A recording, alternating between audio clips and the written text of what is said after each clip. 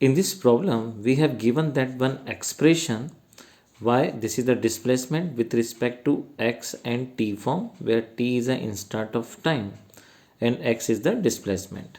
And this is the simple harmonic motion equation is given. You can see that 0.005 meter sine 80 radian पर metre bracket के बाहर x minus 3.0 radian पर seconds. सो देखिए इस equations में हमें फाइंड क्या करना है. तो सबसे पहले इसमें हमसे पूछा गया है आप एम्पलीट्यूड फाइंड करें, आप इसका वेवलेंथ निकालें, आप फ्रीक्वेंसी फाइंड करें और टाइम पीरियड. और देखिए this is the geometry of this given equations. But आप देख रहे होंगे यहाँ पे बहुत सारा डेटा गिवन दे रखा है. सो इस इक्वेशन को सॉल्व करने से पहले आपको स्टैंडर्ड इक्वेशन कंपेयर करना आना चाहिए. सो देखिए this is the standard equation है, general equation. Compare the given equation with the standard equation. अगर आप इससे कंपेयर करेंगे तो इस इक्वेशन को बहुत इजीली सॉल्व कर सकते हैं. अब आप देखिए दोनों इक्वेशन के फॉर्मेट एक जैसे हैं. जहाँ पे आप जो ए देखते हैं इस ए की वैल्यू देखिए आपको यहाँ दिखाई दे रही है. इस ए को बोला जाता है amplitude. This is called the amplitude. और एक वेवलेंथ के अंदर ये जो होता है this face that is called the amplitude या मैक्सिमम एम्पलीट्यूड. सो उसने हमसे क्वेश्चन में पूछा है कि आप एम्पलीट्यूड निकालें तो आप इजीली एम्पलीट्यूड फाइंड कर सकते हैं कि इसका एम्पलीट्यूड जो होगा 0.005 मीटर होगा. तो देखिए फर्स्ट का आंसर बहुत जल्दी निकल के आ जाएगा 0.005 metre. So that is the first case. देखिए बहुत इजीली सॉल्व हो गया. अब यहाँ पे जो आप केस देखते हैं इस क्वेश्चन को थोड़ा सा ध्यान से समझना पड़ेगा, जिसमें आप देख रहे हैं यहाँ पे के एक्स दे रखा है और ये के का वैल्यू है. सो के एक्चुअल में होता क्या है. तो के होता है प्रोपेगेशन कांस्टेंट. प्रोपेगेशन कांस्टेंट का मतलब ये होता है कि अगर ये आप देख रहे हैं कि ये कि लैम्डा है, इस लेंथ को हम देखिए लैम्डा बोलते हैं. तो सपोज़ मानिए 360 डिग्री में ये 0 से लेके 360 डिग्री है. इसमें कितना वेवलेंथ बना होगा वी डोंट नो. जब उस 360 को हम इस एक वैल्यू से डिवाइड करते हैं, एक लैम्डा से, तो उस वैल्यू को बोला जाता है के, और के कांस्टेंट कहलाता है और प्रोपेगेशन कांस्टेंट है. और इस क्वेश्चन के अंदर अगर आप देखें तो आपको के का वैल्यू गिवन दे रखा है और वो 80 है. इसका मतलब अगर आपको ये फॉर्मूला पता है तो आप इजीली यहाँ से लैम्डा की वैल्यू निकाल सकते हैं, क्योंकि सेकंड क्वेश्चन में उसने हमसे यही बोला है कि आप वेवलेंथ निकालिए. तो देखिए वेवलेंथ निकालने के लिए आपको निकालना है लैम्डा. तो आपके पास जो फॉर्मूला हो जाएगा वो 2 पाई लैम्डा इक्वल्स टू में के.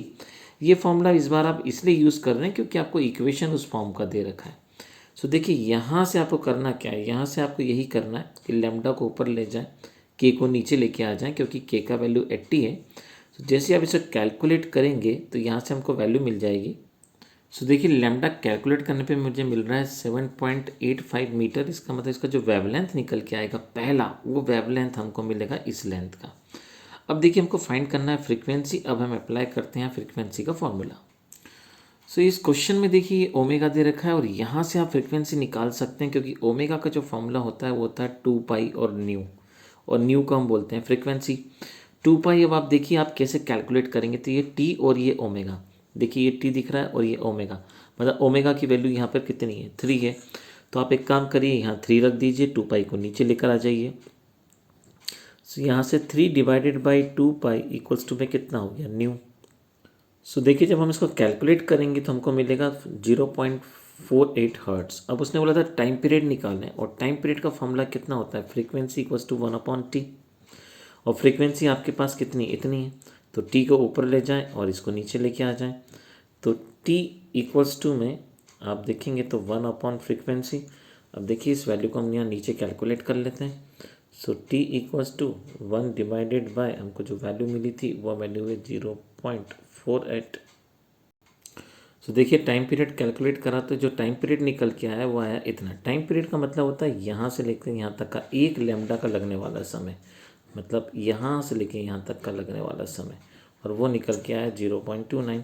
अब हमें क्या कैलकुलेट करना है नेक्स्ट, वो फाइंड कर लेते हैं. सो देखिए अब हमको लास्ट वैल्यू फाइंड करना है कि x की वैल्यू 30 सेंटीमीटर और टाइम है 20 सेकेंड. मतलब इस ऑसिलेशन में किसी 20 सेकेंड पे, किसी भी 20 सेकेंड पे जो डिस्प्लेसमेंट हुआ है वो हुआ है x, और t मतलब 20 सेकेंड यहाँ से यहाँ तक का.